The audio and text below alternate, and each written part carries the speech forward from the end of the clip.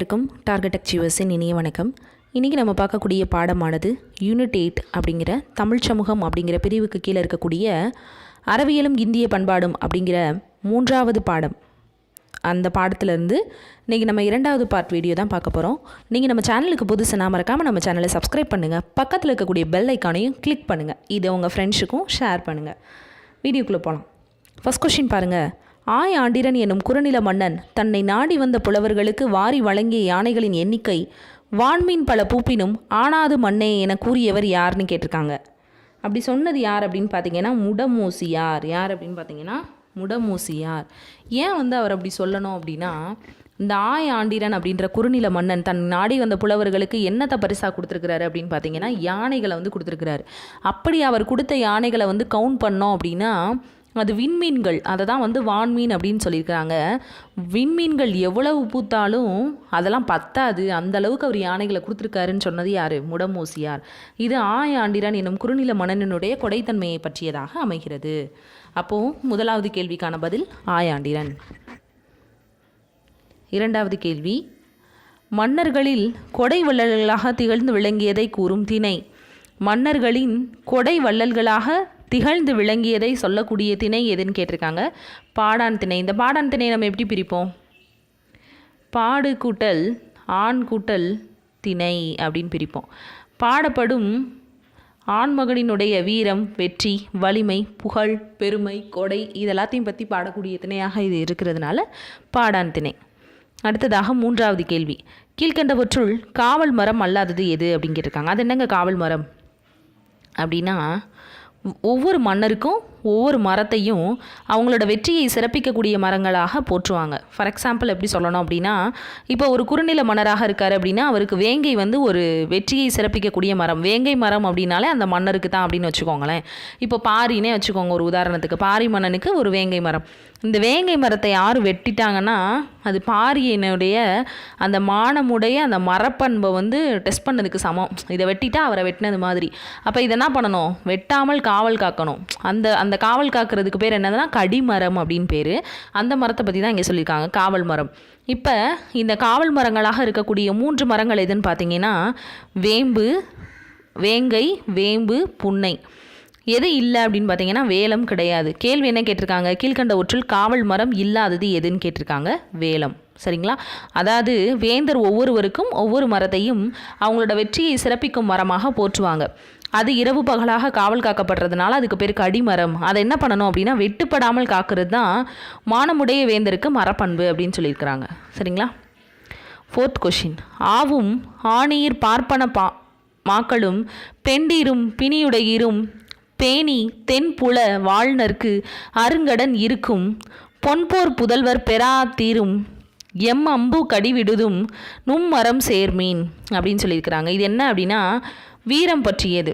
நம்மளுடைய தமிழ் சமூகத்தினுடைய வீரம் பற்றியது. இதில் என்னங்க வீரம் இருக்குது அப்படின்னு பார்த்தீங்கன்னா, இப்போ ஒரு குறுநில மன்னர் அவரை ஒரு எப்படி சொல்கிறது அப்படின்னா ஒரு ஆயாண்டிரான் கூட வச்சுக்கோங்களேன். அவர் ஒரு குறுநில மன்னர்.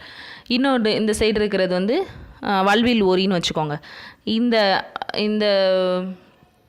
ஆயாண்டிரான் என்ன பண்ணுறாரு அப்படின்னா அந்த வல்வில் ஓரியினுடைய அந்த நாட்டுக்கு படையெடுத்து போகிறாரு அப்படின்னா இந்த எதிரி நாட்டில் இருக்கக்கூடிய யாரெல்லாம் வேணான்னு சொல்லுவார் அப்படின்னு பார்த்தீங்கன்னா பசுவும் ஆணீர் பார்ப்பனமாக்களும் பார்ப்பனர்களும் பெண்டீரும் பிணியுடையீரும் பெண்களும் நோயுற்றிருப்பவர்களும் பேணி அவங்கள பாதுகாக்கணும் தென்புல வாழுனருக்கு அருங்கடன் அதெல்லாம் அவங்களோட கடமை.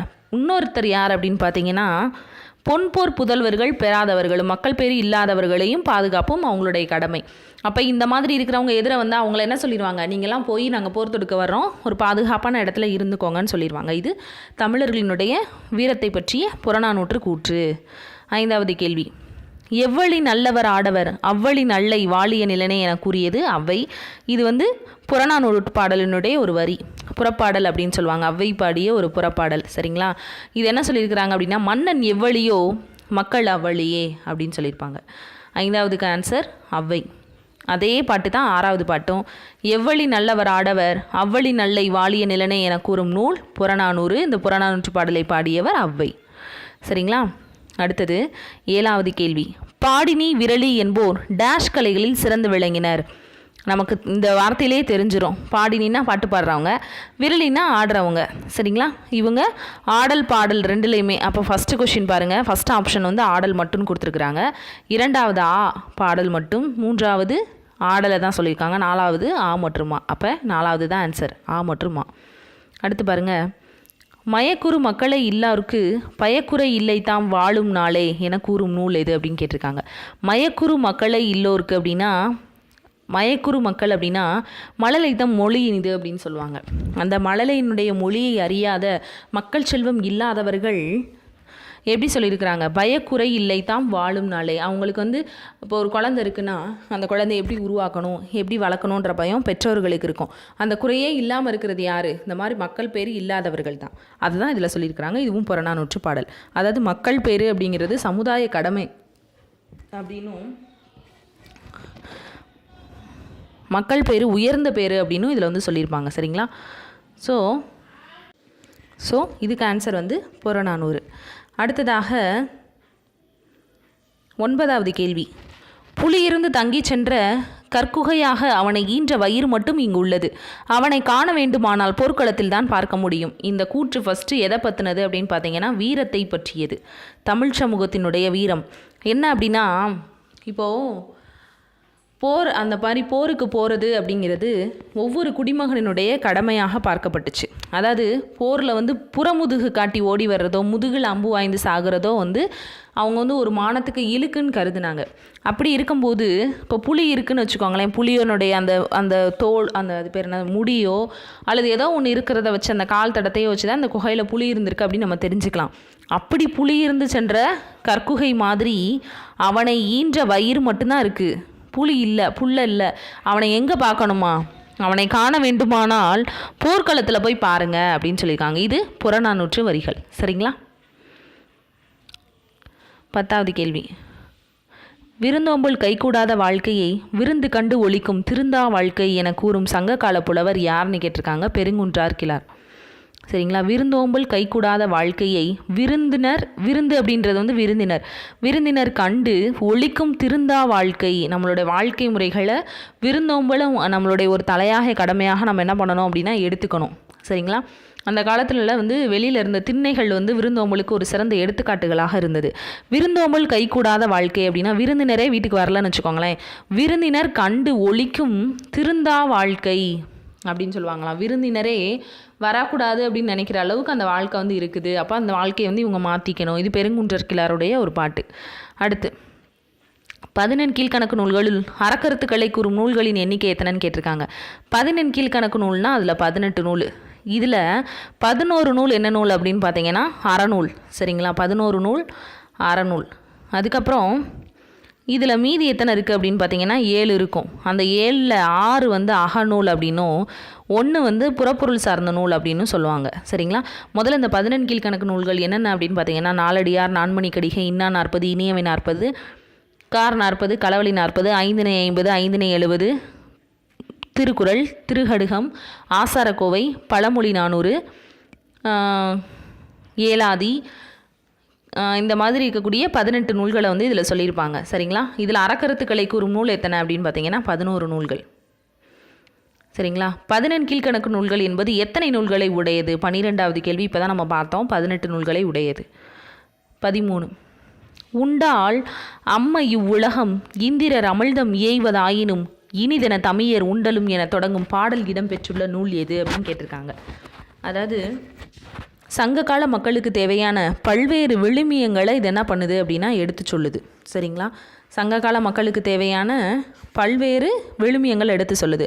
உண்டால் அம்மை இவ்வுலகம் இந்திரர் அமிழ்தம் இயைவதாயினும் இனிதென தமியர் உண்டலும் இலரே, முனிவிலர் துஞ்சலும் இலர், பிறர் அஞ்சுவதும் அஞ்சி புகழ் எனின் உயிர் கொடுப்பவர் பழியெனின் உலகுடன் பெறினும் கொள்ளல், அயர்விலர் அன்ன மாட்சி அணையராகி தமக்கென முயலார் நோத்தாள் பிறர்க்கென முயலுனர் உண்மையானே அப்படின்னு சொல்லியிருக்கக்கூடிய ஒரு புறநானூற்று வரிகள் இடம்பெற்றிருக்கக்கூடிய ஒரு பாடல். சாப்பிடணும் அப்படிங்கிறதுக்காக இந்திரர் அமிழ்தமே கொடுத்தாலும் என்ன செய்ய மாட்டாங்களாம், இயைவதாயினும் இனிதென தமியர் உண்டலும் இலரே. சரிங்களா? அதே மாதிரி அடுத்தது என்ன சொல்லியிருக்கிறாங்க, துஞ்சலும் இலர், பயப்பட மாட்டோம், புகழனின் உயிரையும் கொடுப்பாங்களாம், பழியனின் உயிரையும் தந்து உலகையே இழப்பாங்களாம். சரிங்களா? அப்போது தனக்கென வாழாத வாழ்க்கையை பற்றி சொல்லியிருப்பாங்க. தனக்கென முயலா நோந்தால் பிறர்க்கென முயலுனர் உண்மையானே. இப்படியெல்லாம் பிறருக்காக வாழ்ந்திருக்கக்கூடிய, பிறர்க்கென வாழ்தல், சங்க தமிழர்களுக்கு வந்து பரந்த மனப்பான்மை, தன்னலம் கருதாமல் பிறர் நலம் பார்க்கக்கூடிய ஒரு இதை வந்து கொண்டிருந்தவர்களாக இருந்திருக்கிறாங்கன்னு சொல்லக்கூடிய புறநானூற்று பாடல் இது. அடுத்தது 14வது கேள்வி. நல்லது செய்தல் ஆற்றிராயினும் அல்லது செய்தல் ஓம்பு மீன் அதுதான் அப்படின்னு சொல்லியிருப்பாங்க. நல்லது செய்தல் ஆற்றிராயினும் அல்லது செய்தல் ஓம்பு மீன் அதுதான் அப்படின்னு சொல்லியிருப்பாங்க. அதாவது நில எல்லைகளை கடந்து இன்றைக்கும் வந்து என்ன செய்யுது அப்படின்னா, இந்த பிறர்க்கென வாழ்கிறது அப்படிங்கிறது கொஞ்சம் எங்கேயோ ஒரு இடத்துல வந்து இருந்துட்டு தான் இருக்குது. நல்லது செய்தல் ஆற்றிராயினும் நல்லது செய்யாட்டியும் கெட்டது செய்யாமல் இருங்கன்னு சொல்லுவாங்கள்ல, அதுதாங்க இது புறநானூற்று பாடல். சரிங்களா? அடுத்து 15வது கேள்வி. யாதும் முறை யாவரும் கேளிர்னு சொல்லி கணியன் பூங்குன்றனார் பாடிய புறநானூற்று வரிகள். யாதும் முறை எல்லாமே எங்கள் ஊர் தான், எல்லாருமே எங்கள் உறவினர்கள் தான். சரிங்களா? அடுத்து 16வது கேள்வி. மாறி பொய்ப்பினும் வாரி குன்றினும் இயற்கை அல்லன் செயற்கையில் நோன்றினும் காவலருக்கு பழிக்கு மிக கண்ணகன் ஞாலம் என கூறும் அப்படின்னு சொல்லியிருக்கக்கூடிய ஒரு இது. அதாவது வானம் பொய்ப்பினும் விளைச்சல் குறையினும் எதிர்பாராத இடையூறு தோன்றினும் அரசன் நல்லாட்சி செலுத்தக்கூடிய பொறுப்பு தான் மன்னனுக்கு உரியது அப்படின்னு சொல்லியிருப்பாங்க. மாறி பொய்ப்பினும் வாரி குன்றினும் அப்படின்னா, வானம் பொய்த்து போய் விளைச்சலே இல்லாமல் போனாலும், இயற்கை அல்லன் இயற்கை எதிர்பாராத இடையூறுகளை வந்து செயற்கையாக தோன்றி வைத்தாலும், காவலர் பழிக்கு மிக கண்ணகன், இந்த இடத்துல கண்ணகன்றது வந்து அரசன், நல்லாட்சி செலுத்தக்கூடிய ஒரு பொறுப்பு அரசனுக்குடையது அப்படின்னு சொல்லக்கூடியது புறநானூற்று நூல். So answer Purananuru. அடுத்து பாருங்கள். ஏழை பெண்ணின் மானம் காக்க தன் கையையே வெட்டி கொண்ட மன்னர் யார் அப்படின்னு பார்த்தீங்கன்னா பொற்கை பாண்டியன். யார்? பொற்கை பாண்டியன். சரிங்களா? அடுத்து 18வது கேள்வி. அறநெறி முதற்றே கொற்றம் நிலநெளி மருங்கில் நீர்நிலை பெருக தட்டோர் அம்ம இவன் தட்டோரோ தள்ளாதோர் இவன் தள்ளாதோரே அப்படின்னு சொன்னது நூல் எது அப்படின்னு கேட்டிருக்காங்க. இதுவும் என்ன நூல்? புறநானூற்று வரிகள். சரிங்களா? அடுத்து 19வது கேள்வி. அரசர்களின் வள்ளல் தன்மையை பாடுவதற்காகவே உருவாக்கப்பட்ட நூல்கள் எது? ஆற்றுப்படை நூல்கள். அரசர்களின் வள்ளல் தன்மையை பாடுவதற்காகவே உருவாக்கப்பட்டது. இது வந்து மன்னரினுடைய வள்ளல் தன்மை அந்த நாட்டு மக்கள்கிட்டே என்ன செய்யுமா? இருக்குமா? அதான் சொல்லுவாங்கள்ல, அரசன் எவ்வளியோ மக்கள் அவ்வளியே. அப்போ ஆற்றுப்படை நூல்கள். சரிங்களா? 20வது கேள்வி. இளங்கதிர் ஞாயிறு எள்ளு தோற்றத்து விலங்கு பொற்களத்தில் விரும்பன பேணி ஆனா இருப்பின் தான் நின்று ஊட்டி என தொடங்கும் பாடல் இடம் பெற்றிருக்கக்கூடிய நூல் எது அப்படின்னு கேட்டிருக்காங்க. சிறுபானாற்றுப்படை. சரிங்களா? இந்த பாடல் இடம்பெற்றிருக்கக்கூடிய நூல் சிறுபானாற்றுப்படை. இளங்கதிர் ஞாயிறு எள்ளு தோற்றத்து விலங்கு பொற்களத்தில். சரிங்களா? அதாவது இளமையான காலையில் வரக்கூடிய அந்த கதிரவன் தோன்றக்கூடிய நேரத்தில் பொற்களத்தில் விரும்பன பேணி ஆன விருப்பின் நின்று ஊட்டி என தொடங்கும் இந்த பாடல் இடம்பெற்றிருக்கக்கூடிய நூல் சிறுபானாற்றுப்படை. சரிங்களா? அடுத்து 21வது கேள்வி. கீழ்கண்ட கருத்துக்களை தெரிவிக்கும் நூல் அப்படின்னு கேட்டிருக்காங்க. வாழ்க்கை நிலையில்லாதது, செல்வமும் நிலையில்லாதது. சரிதான். அதாவது வாழ்க்கை எப்போவுமே நிலையில்லாதது. எதையுமே வந்து காலம் இடம் கருதாமல் என்ன பண்ணணும்? தொடர்ந்து நம்ம வந்து செய்யணும். அப்போ வாழ்க்கையும் நிலையில்லாதது, செல்வமும் நிலையில்லாதது. கரும்பின் சாற்றை போல மற்றவர்களுக்கு பயன்படுமான வாழ்க்கையை வந்து என்ன பண்ணணும்? அமைச்சிக்கணும். செல்வத்தை என்ன பண்ணணும் அப்படின்னா நல்வழியில் சேர்க்கணும். அதை என்ன பண்ணணும்? அதோட எல்லாருக்கும் பகிர்ந்து கொடுக்கணும். செல்வத்தை நல்ல வழியில் சேர்த்து பகிர்ந்து கொடுக்கணும். அடுத்து 4வது கூற்று பாருங்கள். கற்றறிந்தவர்களினுடைய நட்பு அடிக்கரும்பை போலமா. அடிக்கரும்பு எவ்வளோ சுவையாக இருக்குன்றது தெரியும். நான் அதாவது சொல்லுவாங்கள்ல, நம்ம எந்த இடத்த சேர்றோம் அப்படின்றத பொறுத்து தான் நம்மளுடைய இயல்பு அமையும் அப்படின்னு. அப்போ அந்த அடிக்கரும்பில் இருக்கக்கூடியவர்கள் மாதிரியானவர்களினுடைய நட்பு அது வந்து அந்த அளவுக்கு சுவையாக இருக்குமா. நற்பண்பும் அறம்பும் இல்லாதவங்களுடைய நட்பு, ஒரு அறம் கிடையாது, ஒரு நல்ல பண்புகள் இல்லை, இவங்களுடைய நட்பு எப்படியா? நுனி கரும்பு மாதிரியா தான் சொல்லுவாங்க. உன் நண்பனை பற்றி சொல், நான் உன்னை பற்றி சொல்கிறேன். நம்மளுடைய நண்பன் வந்து நல்லா படித்து பண்பாளர்களாக இருந்தாங்கன்னா அவன் வந்து அடிக்கரும்புக்கு சமம். அதுவே இல்லை, எந்த நல்ல பழக்கமும் இல்லை. நண்பன் அப்படின்னு சொல்லக்கூடியவன் ஒரு நண்பன் செய்யக்கூடிய தவறை சுட்டி காட்டி அவன் அதிலேருந்து வெளியில் கொண்டு வரக்கூடியவனாக இருக்கணும். அப்படி இல்லை அப்படின்னா அவன் நுனிக்கரும்புக்கு சமம். இப்படியான நட்பினுடைய பெருமையையும் செல்வத்தினுடைய நிலையில்லா தன்மையையும் செல்வத்தை எப்படி சேர்க்கணும் அப்படிங்கிற விஷயத்தையும் சொல்லியிருக்கக்கூடிய நூல் எதுன்னு கேட்டிருக்காங்க, நாலடியார். நாலடியாரை பற்றி பொருந்தாதது 22வது கேள்வி. நாலடியார் ஃபஸ்ட்டு என்னென்ன பொருந்தணும் அப்படின்னு பார்க்கணும், சரிங்களா? நாலடியாரில் வந்து துறவரத்தை வந்து பாராட்டி பேசுவாங்க. உலக இன்பத்தை என்ன பண்ணுவாங்க அப்படின்னா வெறுப்பாங்க. துறவரத்தை வந்து பாராட்டி பேசுவாங்க. துறவரத்தை வந்து பாராட்டி பேசுவாங்க. உலக இன்பத்தை வந்து என்ன பண்ணுவாங்க அப்படின்னா வெறுப்பாங்க. அதாவது ஊழ்வினையை வந்து மறுத்துருவாங்க. ஊழ்வினை உறுத்து வந்து ஊட்டும்னு சிலப்பதிகாரத்தில் சொல்லியிருப்பாங்கல்ல, அதை முன் செய்த கர்ம வினைகள்ன்றதை வந்து நாலடியாரில் மறுத்திருப்பாங்க. புலால் உண்ணாமை அதையும் வந்து ஏற்றுக்கொண்டிருப்பாங்க. அதில் புலால் உண்ணக்கூடாது, உயிர்கொலை செய்யக்கூடாது. இப்போ இதில் புலால் உண்ணுதல்னு சொல்லியிருக்காங்க. அப்போ இது வந்து கிடையாது, இது தவறான கூற்று, சரிங்களா? 23 திருக்குறளுக்கு அடுத்த நிலையில் வைத்து மதிக்கப்படக்கூடிய நீதி நூல் எது அப்படின்னா நாலடியார். சொல்லியிருப்பாங்க தெரியுமா, ஆளும் வேலும் பல்லுக்குருதி, நாலும் ரெண்டும் சொல்லுக்குருதி. நாலும் அப்படின்னா நாலடியார், ரெண்டும் அப்படின்னா திருக்குறள். அப்போது திருக்குறளுக்கு அடுத்த நிலையில் வைத்து மதிக்கப்படும் நீதி நூல் நாலடியார். 24வது கேள்வி பாருங்கள். நாலடியாரை தொகுத்தவர் யார்னு கேட்டிருக்காங்க, பதுமனார். நாலடியாரை தொகுத்தவர் பதுமனார். அடுத்து 25வது கேள்வி. மண்ணுயிரின் துன்பத்தை தன்னுயிரின் துன்பமாக கருதுவதே அறிவுடைமை. பிறர் துன்பம் தன் துன்பம் மாதிரி என்ன செய்யணுமா, எண்ணணுமா? இதே வந்து எல்லா வகையான ஒரு சமய இலக்கியங்களும் இது சொல்லியிருக்கு. பிறருடைய துன்பத்தை தன் துன்பம் போல என்றவன் தான் ஒரு சிறந்த மனிதநேயமிக்க ஒருத்தன் அப்படின்னு சொல்லியிருக்காங்க. இதை தான் என்னென்னு சொல்கிறாங்க அப்படின்னா அறிவுடைமை அப்படின்னு சொல்லியிருக்கிறாங்க, சரிங்களா? அடுத்தது 26வது குறள். பொறாமை, பேராசை, சினம், இன்னாச்சொல் ஆகிய நான்கையும் தீயதென கருதி புறந்தள்ளி வாழ்வதே அறம் என கூறும் நூல் எதுன்னு கேட்டிருக்காங்க, திருக்குறள். அதாவது இது என்ன திருக்குறள் அப்படின்னு உங்களுக்கு தெரிஞ்சிருக்கும்னு நினைக்கிறேன்.